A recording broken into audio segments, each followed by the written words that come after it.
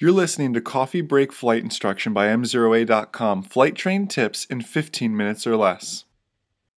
Hey everyone, Jason Shepard here of M0A.com alongside world famous Uncle Larry. You're listening to Coffee Break Flight Instruction, flight training tips in 15 minutes or less. Today, Larry and I are sharing some weather apps we use on our iPad and on our iPhone. It doesn't have to be Apple specific, but just on our phones and on our tablets. So Larry, I'll let you kind of get started with there and I'll clean up.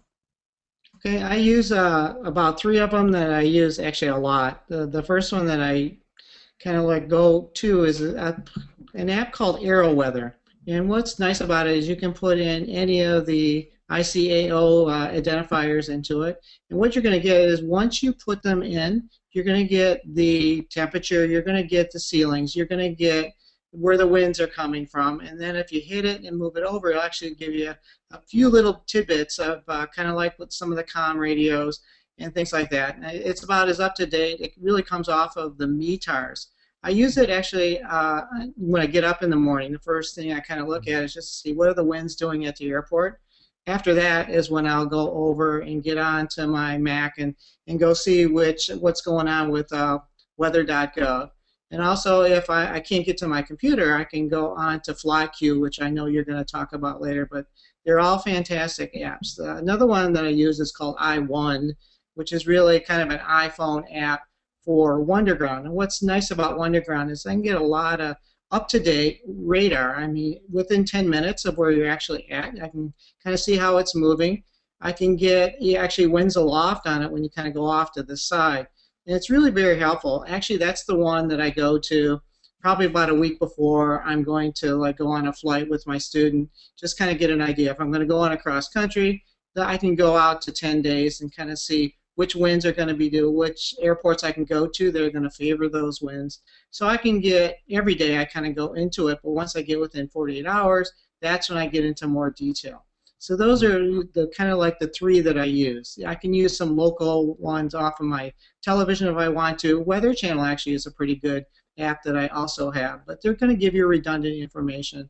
But those are kind of like the big three that I like to look at. Sure. And the thing is, what's interesting is it's not necessary to have a aviation specific, weather app. I use the Weather Underground, Wunderground is what they call it, app, and that's kind of how I start my morning. You know, it's too much to open up ForeFlight or FlyQ or Garmin Pilot or any of those big major navigation apps just to check a METAR first thing in the morning. That's a little bit much, I think. A lot of times I just use the weather app that just comes on the iPhone. Just check the temperature real quick, see what the highs and the lows are going to be like today, see what it's like outside.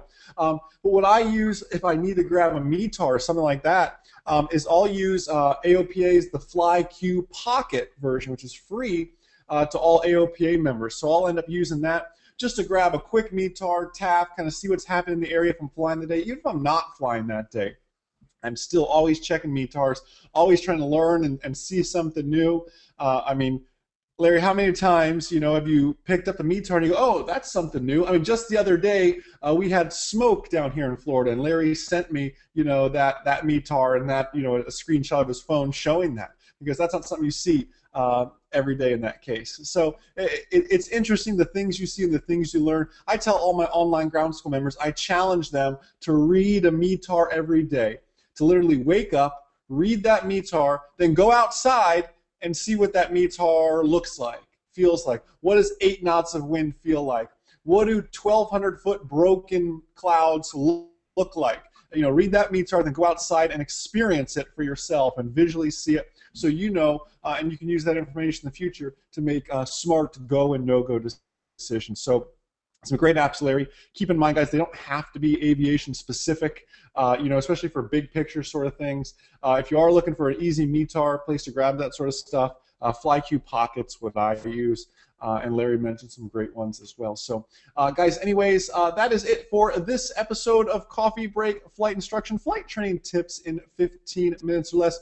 Do me a favor and subscribe to us on iTunes. You can just simply click that subscribe button. You'll never miss another episode of Coffee Break Flight Instruction. Guys, on behalf of myself, Uncle Larry, the entire M0A.com team. Enjoy the rest of your day, and most importantly, remember that a good pilot is always learning. Have a great day, guys. See ya.